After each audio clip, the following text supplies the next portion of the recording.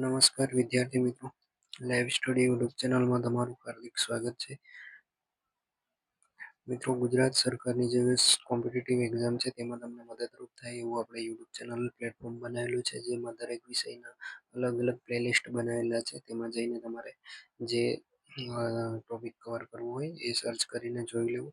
Playlist બનાવેલું છે already, એમાં જે વિડીયો ના જોયા હોય એ જોઈ લેજો. અને જે મિત્રો ખાસ ચેનલ પર નવા હોય એ ચેનલને જરૂરથી સબસ્ક્રાઈબ કરી લેજો અને આ વિડીયોને ખાસ લાઈક કરી દેજો. અને તમને કઈ બી ક્વેરી હોય તો તમે કમેન્ટમાં જણાવજો. ચાલો, તો આજે આપણે વાતાવરણ વિશેના ટોપિક પર માહિતી મેળવીશું. વાતાવરણનું નિર્માણ કેવી રીતે થયું, વાતાવરણમાં આવેલા વાયુઓ, વાતાવરણની સ્તર રચના વિશે ડિટેલમાં માહિતી મેળવીએ. તો અંત સુધી બન્યા રહેજો એવી આશા રાખું છું.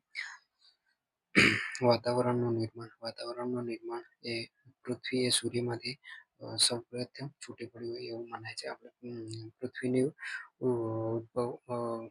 પૃથ્વીની ઉત્કલ્પના અને પૃથ્વીનું ઉદ્ભવ વિશેનો એક ઓલરેડી વિડીયો બનાવી દીધેલો છે, જે આપણે પ્લેલિસ્ટમાં જઈને જોઈ લેવું કે પૃથ્વીનો ઉદ્ભવ કેવી રીતે થયો અને પૃથ્વી પર સજીવ સૃષ્ટિ અસ્તિત્વમાં કેવી રીતે આવી, વાતાવરણનું નિર્માણ કેવી રીતે થયું એના વિશે વિડીયો બનાવેલો છે. અહીંયા પણ આપણે એ લીધો છે ટોપિક કે વાતાવરણનું નિર્માણ કેવી રીતે થયું. તો સૌથી પહેલા તો સૂર્યમાંથી પૃથ્વી છૂટી પડી હોય એવું મનાય છે. જ્યારે તેનો ઉદ્ભવ થયો ત્યારે તે અગનગોળાના રૂપમાંથી, એટલે પૃથ્વીનો જ્યારે ઉદ્ભવ થયો ત્યારે પૃથ્વી એક આગના ગોળા જેવી જોવા મળતી હતી, એવા રૂપમાં હતી. આ ગરમ ગોળો ધીમે ધીમે ઠંડા પડવા લાગ્યો, એટલે કે જે પૃથ્વીનો ગોળો છે એ ધીમે ધીમે શરૂઆતમાં જે આગનો ગોળો હોય એવો હતો અને ધીરે ધીરે ઠંડો પડવા લાગ્યો. ઠંડો પડતા તેમાં રહેલા તત્વો પ્રવાહી ઘન અને વાયુ સ્વરૂપમાં રૂપાંતર પામવા લાગ્યા. એટલે કે જ્યારે આ ગોળો ઠંડો પડ્યો ત્યારે તેમાં જે ગરમ ગોળામાં રહેલા તત્વો ઠંડા પડતા પ્રવાહી ઘન અને વાયુ સ્વરૂપમાં રૂપાંતર પામવા લાગ્યા. જે તત્વોનું ઘન સ્વરૂપમાં રૂપાંતર થયું તેને આપણે મૃદાવરણ કહીએ. એટલે કે જે પૃથ્વી પર મૃદાવરણ આવેલું છે એ તત્વો ઘન સ્વરૂપમાં રૂપાંતર થયા. પછી જે તત્વો પ્રવાહી સ્વરૂપમાં રૂપાંતર થયા તેમને આપણે જલાવરણ તરીકે ઓળખીએ. અને જ્યારે જે તત્વો વાયુ સ્વરૂપમાં રૂપાંતર પામ્યા તેને આપણે વાતાવરણ તરીકે ઓળખીએ છીએ. એટલે આવી રીતે પૃથ્વીનું નિર્માણ થયું હતું. એના વિશે આપણે એક ઓલરેડી વિડીયો બનાવી દીધો છે, તો એ પ્લેલિસ્ટમાં જઈને જોઈ લેવું. વાતાવરણ કોને કહે છે? તો પૃથ્વીની ચારે બાજુ વીંટળાઈને આવેલા હવાના આવરણને વાતાવરણ કહે છે. એટલે કે વાતાવરણ કોને કહે છે? તો પૃથ્વીની ચારે બાજુ જે વીંટળાઈને આવેલું હવાનું આવરણ છે તેને આપણે વાતાવરણ કહીએ છીએ. પૃથ્વીની સપાટીથી આશરે 32 કિલોમીટરની ઊંચાઈ સુધીના વાતાવરણ સ્તરમાં 99% જેટલી હવા સમાયેલી છે. એટલે કે પૃથ્વી સપાટીથી લઈને આપણે 32 કિલોમીટરની ઊંચાઈ સુધી વાતાવરણના સ્તરમાં 99% જેટલી હવા સમાયેલી છે. સપાટીની નજીકનું વાતાવરણ પણ છે અને ઊંચે જઈએ તેમ તેમ પાતળું બને છે. એટલે કે જે 99% 32 કિલોમીટર સુધી ઊંચાઈએ હવા રહેલી છે, જ્યારે આપણે નજીકની સપાટીનું વાતાવરણ વધારે હોય છે અને જેમ જેમ આપણે ઊંચે જઈએ તેમ તેમ પાતળું બનતું જાય છે. વાતાવરણ વગર પૃથ્વી સપાટી પરની જીવસૃષ્ટિનું અસ્તિત્વ અશક્ય છે. એટલે કે વાતાવરણ વગર આપણે પૃથ્વી સપાટી પરનું જે જીવસૃષ્ટિ છે એનું અસ્તિત્વ શક્ય જ નહીં, એટલે કે અશક્ય છે. ઓક્સિજન અને નાઇટ્રોજન વાયુ જીવસૃષ્ટિનો જીવંત રાખે છે. એટલે કે ઓક્સિજન અને નાઇટ્રોજન આ બે વાયુઓ જીવસૃષ્ટિને જીવંત રાખે છે. વાદળ, ધુમ્મસ, વરસાદ, હિમ, વરાળ વગેરે વાતાવરણમાં રહેલા પાણીના સ્વરૂપો છે. એટલે કે જે વાદળ છે, ધુમ્મસ છે, વરસાદ છે, હિમ છે, વરાળ છે, આ વાતાવરણમાં રહેલા પાણીના સ્વરૂપો છે. એટલે કે વાદળ, ધુમ્મસ, વરસાદ, હિમ, વરાળ આ પાણીના સ્વરૂપો છે જે વાતાવરણમાં રહેલા છે. રજકણો એ વાતાવરણમાં મહત્વનું સ્થાન ધરાવે છે. તે ધુમ્મસ અને ઝાકળની પ્રક્રિયાઓ માટે કારણભૂત બને છે. એટલે કે ધુમ્મસ અને ઝાકળની પ્રક્રિયા માટે જે વાતાવરણમાં રહેલા રજકણો એ મહત્વનું સ્થાન ધરાવે છે, જેના કારણે આપણે ધુમ્મસ અને ઝાકળ અનુભવતા હોઈએ છીએ. વાતાવરણમાં જે આવેલા વાયુઓ છે, વાતાવરણના વાયુઓમાં વાતાવરણનું બંધારણ, વાતાવરણમાં ઘન, પ્રવાહી અને વાયુ તત્વો છે. એટલે કે જે વાતાવરણ છે એમાં ઘન, પ્રવાહી અને વાયુ જેવા તત્વો આવેલા છે.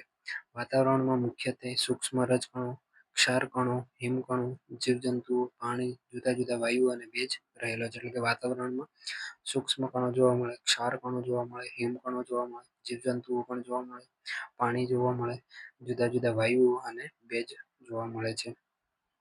વાતાવરણમાં જે વાયુઓ આવેલા છે તેમનું અહીંયા પ્રમાણ આપ્યું છે. નાઇટ્રોજન N2 જેની સંજ્ઞા N2 છે. નાઇટ્રોજનનું પ્રમાણ છે 78%, ઓક્સિજન O2 નું પ્રમાણ છે 21%, આર્ગન એરનું પ્રમાણ છે 0.93%, કાર્બન ડાયોક્સાઇડ CO2 નું પ્રમાણ છે 0.03%. એ સિવાય બીજા જે બાકીના હલકા વાયુઓ રહ્યા છે એમનું પ્રમાણ છે 0.4%. હલકા વાયુઓમાં નિયોન, સિલિયમ, ozone, hydrogen, methane, krypton, xenon આ હલકા વાયુઓ છે. જ્યારે ભારે વાયુઓમાં nitrogen, oxygen, argon, carbon dioxide. સૌથી વધુ વાતાવરણમાં નાઇટ્રોજનનું પ્રમાણ જોવા મળે છે. તો આમાંથી મિત્રો પરીક્ષાઓમાં પ્રશ્ન પૂછાતા હોય છે કે વાતાવરણમાં નાઇટ્રોજનનું પ્રમાણ કેટલું છે, તો 78% આવશે, જ્યારે ઓક્સિજનનું 21%, પછી કાર્બન ડાયોક્સાઇડનું આવશે 0.03%. ચલો આગળ જોઈએ. કાર્બન ડાયોક્સાઇડ સૌથી વધુ ભારે વાયુ છે. સૌથી ભારે વાયુ કયો છે, તો વાતાવરણમાં કાર્બન ડાયોક્સાઇડ. તેથી તે સપાટીથી 20 કિલોમીટરની ઊંચાઈ સુધીના આવરણમાં જોવા મળે છે. એટલે કે કાર્બન ડાયોક્સાઇડ વાયુ છે એ સૌથી ભારે વાયુ હોવાથી તે સપાટીથી લઈને 20 કિલોમીટરની ઊંચાઈ સુધી વાતાવરણમાં જોવા મળતું હોય છે. વાતાવરણમાં કાર્બન ડાયોક્સાઇડનું પ્રમાણ ખૂબ જ ઓછું છે 0.03%. એટલે કે વાતાવરણમાં કાર્બન ડાયોક્સાઇડનું પ્રમાણ ખૂબ જ ઓછું છે 0.03%. ઓક્સિજન 110 કિલોમીટર સુધી અને નાઇટ્રોજન 130 કિલોમીટર સુધી હોય છે. એટલે કે ઓક્સિજન 110 કિલોમીટર સુધી હોય છે, જ્યારે નાઇટ્રોજન એ 130 કિલોમીટર સુધીની ઊંચાઈ સુધી જોવા મળે છે. વનસ્પતિ પ્રકાશ સંશ્લેષણની ક્રિયા દરમિયાન હવામાંથી કાર્બન ડાયોક્સાઇડ લે છે અને પોતાના ખોરાક તૈયાર કરવામાં તેનો ઉપયોગ કરે છે. એટલે કે જે વનસ્પતિ છે એ પ્રકાશ સંશ્લેષણની ક્રિયા દરમિયાન હવામાં રહેલો જે કાર્બન ડાયોક્સાઇડ છે એ પોતાના ખોરાક તરીકે લે છે, પોતાનો ખોરાક તૈયાર કરવા માટે તેનો ઉપયોગ કરે છે. જ્યારે માનવી અને પ્રાણીઓ છે એ શ્વાસોચ્છ્વાસ દ્વારા ઓક્સિજનનો ઉપયોગ કરે છે. એટલે કે જે વનસ્પતિ છે કાર્બન ડાયોક્સાઇડ લે છે અને ઓક્સિજન છૂટો કરે છે. જ્યારે માનવી અને પ્રાણીઓ એ શ્વાસોચ્છ્વાસ દ્વારા ઓક્સિજન નો ઉપયોગ એટલે શ્વાસ લેવામાં ઓક્સિજનનો ઉપયોગ કરે છે અને કાર્બન ડાયોક્સાઇડ શ્વાસોચ્છ્વાસમાં છોડે છે.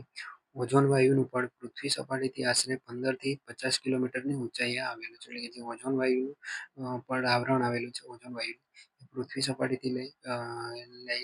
સપાટીથી આશરે 15 થી 50 કિલોમીટરની ઊંચાઈએ આવેલું છે, જે સૂર્યમાંથી આવતા જે અલ્ટ્રાવાયોલેટ કિરણો છે એનું શોષણ કરે છે. ઓઝોન સ્તરનું મુખ્ય કામ છે કે જે સૂર્યમાંથી જે અલ્ટ્રાવાયોલેટ કિરણો આવે છે તેનું શોષણ કરવાનું કાર્ય કરે છે ઓઝોન વાયુ. તો આ ઓઝોન વાયુનું સ્તર 15 થી લઈને 50 કિલોમીટરની ઊંચાઈએ છે. સામાન્ય રીતે પૃથ્વીથી આશરે 130 કિલોમીટરની ઊંચાઈએ વાતાવરણ હાઇડ્રોજન અને હિલિયમ જેવા હલકા વાયુઓનું બનેલું છે.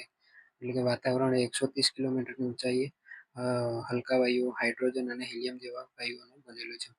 વાતાવરણમાં પાણી ઘન, પ્રવાહી અને વાયુ સ્વરૂપે જોવા મળે છે. એટલે કે વાતાવરણની અંદર પાણી ઘન સ્વરૂપે પણ જોવા મળે છે, પ્રવાહી સ્વરૂપે પણ જોવા મળે છે અને વાયુ સ્વરૂપે પણ જોવા મળે છે.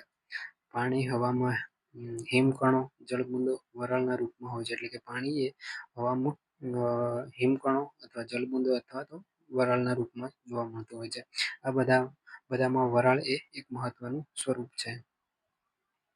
વિવિધ જળાશયોમાં બાષ્પીભવન તેમજ વનસ્પતિમાં બાષ્પ નિષ્કર્ષની પ્રક્રિયાથી વરાળ થાય છે. એટલે કે જે બાષ્પીભવન પ્રક્રિયા અથવા તો વનસ્પતિમાં બાષ્પ નિષ્કાશની પ્રક્રિયાથી વાતાવરણમાં વરાળ વહે છે. વરાળ વાતાવરણમાં લગભગ 10 થી 12 કિલોમીટરની ઊંચાઈ સુધી જ હોય છે. એટલે કે વરાળ એ 10 થી 12 કિલોમીટરની ઊંચાઈ સુધી જોવા મળતી હોય છે. વરાળનું પ્રમાણ વાતાવરણમાં લગભગ 0 થી લઈને 4% જેટલું હોય છે. વરાળ એ સૂર્યની ગરમી શોષી લેનારું વાતાવરણનું મુખ્ય પડ છે. એટલે કે જે સૂર્યની જે ગરમી આવે છે એ વરાળ શોષી લે છે, એટલે તેને મુખ્ય વાતાવરણનું ઘટક પણ કહેવાય છે. વાતાવરણમાં વાદળો, ધુમ્મસ, વરસાદ વગેરે વરાળના સ્વરૂપો છે. એટલે કે જે વાતાવરણમાં વાદળો જોવા મળે, ધુમ્મસ, વરસાદ વગેરે એ વરાળના સ્વરૂપો છે. પૃથ્વીની સપાટીથી તદ્દન નજીક વાતાવરણમાં અસંખ્ય રજકણો આવેલા છે. એટલે કે જે પૃથ્વી સપાટીથી એકદમ નજીકના વાતાવરણમાં અસંખ્ય રજકણો જોવા મળે છે. તે ખુલ્લી ધરતી, કારખાનામાંથી નીકળતા ધુમાડો, વનસ્પતિ, જ્વાળામુખી પ્રસ્ફોટન, ઉલ્કાપાત વગેરે દ્વારા વાતાવરણમાં ભળે છે. એટલે કે જ્યાં સૂક્ષ્મ અસંખ્ય રજકણો જોવા મળે છે, એ અ, જે ખુલ્લી ધરતી છે તેના પરથી, કારખાનામાંથી જે ધુમાડો નીકળે છે તેમાંથી, વનસ્પતિમાંથી, જ્વાળામુખી પ્રસ્ફોટન, ઉલ્કાઓ પડે છે, એનામાંથી આ બધા અસંખ્ય રજકણો છૂટા પડે છે અને વાતાવરણમાં ભળ્યા કરે છે. રજકણો અને ક્ષારકણો ભેજગ્રાહી અને ભેજધારી હોવાથી વાતાવરણની ઘનતા વધારે છે. ઉષ્મા કે સંધ્યાના દ્રશ્યો, ધુમ્મસ, વાદળ વગેરેની બનવાની પ્રક્રિયા માટે રજકણો કારણભૂત છે. એટલે કે જે સાંજ, ઉષા કે સંધ્યા એટલે સવારમાં કાં તો સંધ્યાના દ્રશ્યો જોવા મળે, કે ધુમ્મસ, વાદળ વગેરે બનવાની જે પ્રક્રિયા જોવા મળે છે, એનું કારણ છે રજકણો, વાતાવરણમાં રહેલા રજકણો. હવે છે વાતાવરણની સ્તર રચના. વાતાવરણની સ્તર રચના એ છે ટોપિક. તો વાતાવરણની સ્તર રચના અહીંયા આપણે બાજુમાં આગળ ફોટોમાં દર્શાવી છે. સપાટીથી ઊંચે જતા અનુભવાતા તાપમાનના ફેરફારના કારણે વાતાવરણના 4 આવરણો પાડવામાં આવ્યા. એટલે કે વાતાવરણના 4 ભાગ પાડવામાં આવ્યા છે. જેમાં પહેલું આવરણ હશે ક્ષોભ આવરણ, બીજું છે મધ્યાવરણ, અને ત્રીજું છે સમતાપ આવરણ, અને છેલ્લું ચોથું છે ઉષ્માવરણ. આમ 4 આવરણોમાં ભાગ પાડવામાં આવ્યા છે વાતાવરણના.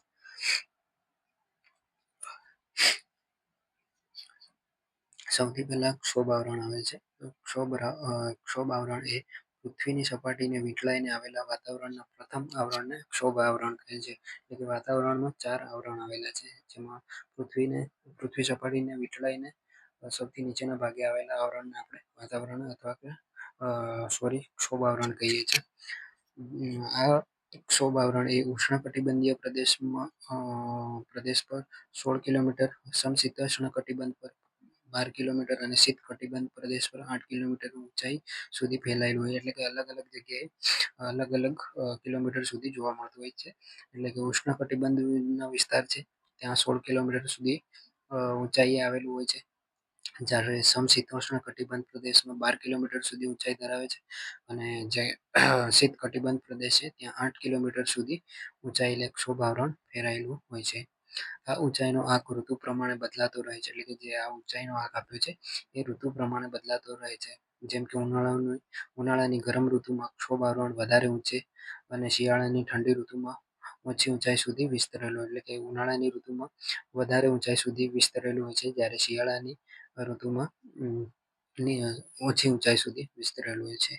પૃથ્વી સપાટી પરની નજીક જીવસૃષ્ટિ પર ક્ષોભ આવરણની અસર થાય છે. એટલે કે પૃથ્વી સપાટી પરની પૃથ્વી સપાટીની જીવસૃષ્ટિ છે તેના પર ક્ષોભ આવરણની અસર જોવા મળે છે. વાતાવરણમાં તોફાનો, હવાનું સંચરણ, ગાજવીજ, વાદળ, વરસાદ, વંટોળ વગેરે આ ક્ષોભ આવરણમાં જોવા મળે છે. એટલે જે વરસાદ, હવાનું સંચરણ થાય છે, એ તોફાની પવનો, ગાજવીજ, વાદળ, વરસાદ, વંટોળ વગેરે આ ક્ષોભ આવરણમાં જોવા મળે છે. પૃથ્વી પર હવામાન અને આબોહવાના નિર્માણમાં ક્ષોભ આવરણનો મોટો ફાળો છે. એટલે કે પૃથ્વી પરનું જે હવામાન છે અને આબોહવાના નિર્માણમાં ક્ષોભ આવરણનો સૌથી મોટો ફાળો છે. વાતાવરણના કુલ દ્રવ્યના 75% જેટલા દ્રવ્ય, પાણીની વરાળ અને રજકણો આ આવરણમાં આવેલા છે. એટલે 75% જેટલા જે દ્રવ્યો છે, પાણીની વરાળ અને રજકણો, એ આ ક્ષોભ આવરણમાં આવેલા છે. પૃથ્વી સપાટીથી જેમ જેમ ઊંચે જઈએ તેમ તેમ તાપમાન ઘટે છે. એટલે કે પૃથ્વી સપાટીથી જેમ જેમ ઉપર જઈએ તેમ તેમ તાપમાન ઘટે છે. 1 કિલોમીટરની ઊંચાઈએ જતા 6.50 સેલ્સિયસ તાપમાન ઘટે છે. ક્ષોભ આવરણની ઉપરની સપાટી કે જ્યાં તાપમાન ઘટતું અટકી જાય છે તેને ક્ષોભ સીમા કહે છે. એટલે કે જે સપાટીથી પૃથ્વી આવરણ ક્ષોભ આવરણની ઉપરની સપાટી કે જ્યાંથી તાપમાન ઘટતું અટકી જાય છે તેને ક્ષોભ સીમા કહે છે. આ સીમાના વિસ્તારમાં હવાનું તાપમાન લગભગ સ્થિર થાય છે. એટલે કે જે ક્ષોભ સીમા આવેલી છે એ વિસ્તારમાં હવાનું તાપમાન હવાનું તાપમાન એ લગભગ સ્થિર થાય છે.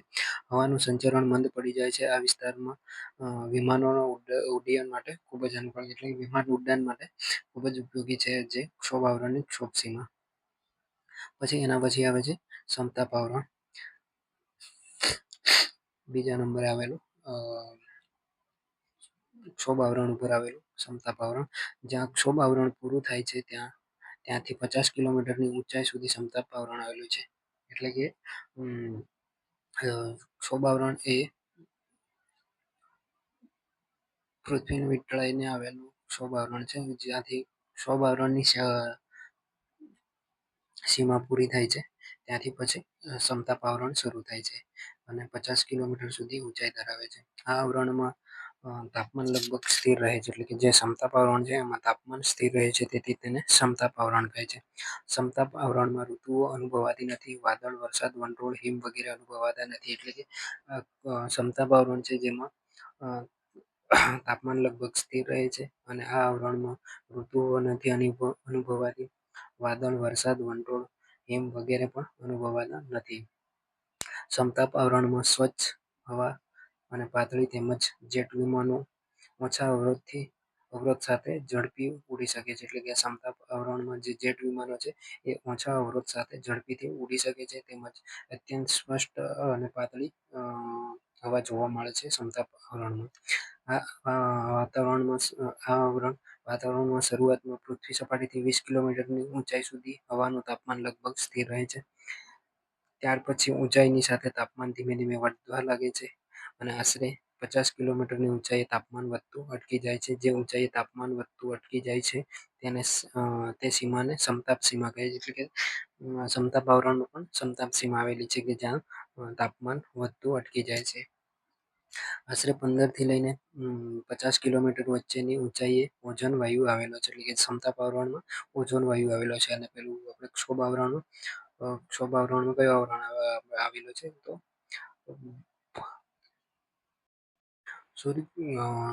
ક્ષોભ સીમા આવેલી છે. ક્ષોભ આવરણ અહીંયા સમતાપ આવરણમાં ઓઝોન સ્તર આવેલું છે, જે સમતાપ આવરણના આ ભાગને ઓઝોન આવરણ તરીકે પણ ઓળખે છે. એટલે કે જે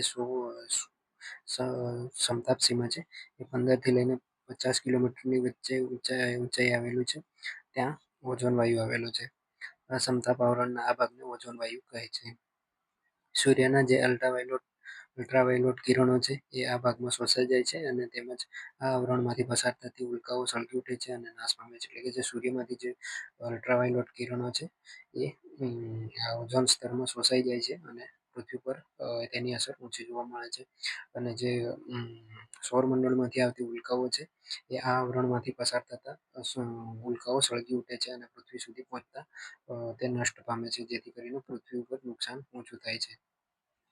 ઓઝોન વાયુ જંતુનાશક છે, હવાને શુદ્ધ કરે છે, મનુષ્ય માટે તે આરોગ્ય પ્રદાન કરે છે. ઓઝોન વાયુનું અહીંયા આપ્યું છે કે ઓઝોન વાયુ એ જંતુનાશક છે, હવાને શુદ્ધ કરે છે અને મનુષ્ય માટે આરોગ્ય પ્રદાન કરે છે.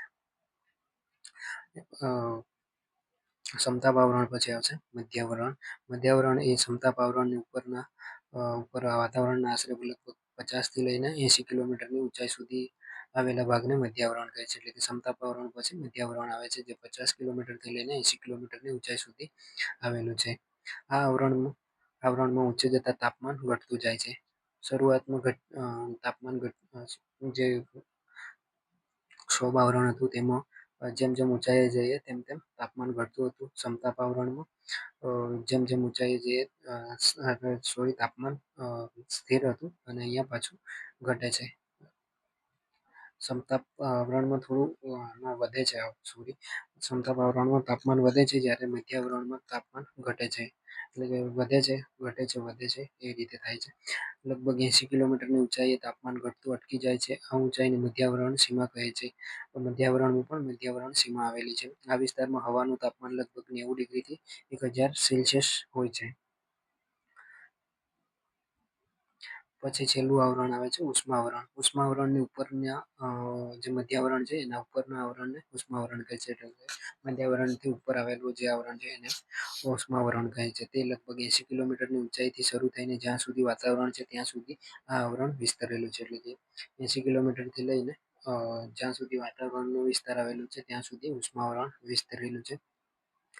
આ આવરણમાં હવા અતિશય ગરમ અને એકદમ પાતળી જોવા મળે છે. આ આવરણમાં લગભગ 350 કિલોમીટરની ઊંચાઈએ આશરે 900 ડિગ્રી સેલ્સિયસ જેટલું તાપમાન હોય છે. સૂર્યના અલ્ટ્રાવાયોલેટ કિરણોત્સર્ગના સતત પ્રહારોને કારણે ઉષ્માવરણની હવાનું આયનીકરણ થાય. એટલે કે જે સૂર્યના અલ્ટ્રાવાયોલેટ કિરણો છે એના સતત પ્રહારના કારણે જે ઉષ્માવરણમાં રહેલી હવાનું આયનીકરણ થાય છે. વાતાવરણના આ આવરણને આયનાવરણ પણ કહે છે. એટલે કે જે હવાનું આયનીકરણ થાય છે તેના કારણે આ આવરણને આયનાવરણ પણ કહે છે. રેડિયોના તરંગો આ આવરણની વીજભારયુક્ત હવા સાથે અથડાઈને પરાવર્તન થઈ પાછા પૃથ્વી પર આવે છે. એટલે કે જે રેડિયો તરંગો છે એ ઉષ્માવરણમાં વીજભારયુક્ત હવા સાથે અથડાય છે અને પરાવર્તન થઈને પાછા પૃથ્વી પર આવે છે. તેથી પૃથ્વી પરના રેડિયો પ્રસરણ માટે આ આવરણ ખૂબ જ ઉપયોગી છે. એટલે કે રેડિયો તરંગો માટે ઉષ્માવરણ ખૂબ જ ઉપયોગી છે. આ આવરણમાં થતી આયનીકરણ પ્રક્રિયાના કારણે કેટલીકવાર ધ્રુવ પ્રદેશમાં ઉચ્ચ અવકાશમાં મેરુજ્યોત જોવા મળે છે. એટલે કે જે આયનીકરણની પ્રક્રિયા થાય છે તેના કારણે ધ્રુવ પ્રદેશમાં ઊંચા આકાશમાં મેરુજ્યોત જોવા મળતી હોય છે. મેરુજ્યોત કોઈકવાર તેજના લીસોટા સ્વરૂપે તો કોઈકવાર મંડપની ઝાલર જેવા આકારે દેખાય છે. એટલે કે મેરુજ્યોત ક્યારેક લીસોટા સ્વરૂપે કાં તો મંડપની ઝાલર સ્વરૂપે જોવા મળતી હોય છે. વિકસિત રાષ્ટ્રો અવકાશયાન દ્વારા વિવિધ પ્રકારના પ્રયોગો કરી વધુ ઊંચાઈએ આવેલા વાતાવરણની માહિતી મેળવવા માટે પ્રયત્નશીલ છે. એટલે કે જે વિકસિત દેશો છે એ અવકાશયાન મોકલીને જે ઊંચાઈએ આવેલા વાતાવરણની વધુ માહિતી મેળવવા માટે પ્રયત્નો કરે છે. તો મિત્રો આજના આપણા ટોપિક વાતાવરણના ટોપિકમાં વાતાવરણનું નિર્માણ, વાતાવરણમાં આવેલા વાયુઓ અને વાતાવરણના આવરણ વિશે ટોપિક હતા. તો તેમાં યાદ રાખવા જેવા પોઈન્ટો નોંધ કરી લેજો. ક્ષોભ આવરણમાંથી પૂછાય છે પ્રશ્નો કે ક્ષોભ આવરણ પૃથ્વીને વીંટળાઈને આવેલું પ્રથમ આવરણ છે. એના પછી આવશે સમતાપ આવરણ, પછી આવે છે મધ્યાવરણ અને છેલ્લું આવે છે ઉષ્માવરણ. આ 4 આવરણોમાંથી પોઈન્ટ નોટ કરી લેવા જે પરીક્ષામાં પૂછાય છે. ચાલો તો તમે અહીંયા સુધી બન્યા રહ્યા તે બદલ તમારો ખૂબ ખૂબ આભાર. વાતાવરણના માહિતી અહીંયા સમાપ્ત થાય છે. મળીએ છીએ નવા ટોપિક સાથે નેક્સ્ટ વિડીયોમાં. જય હિન્દ, જય ભારત.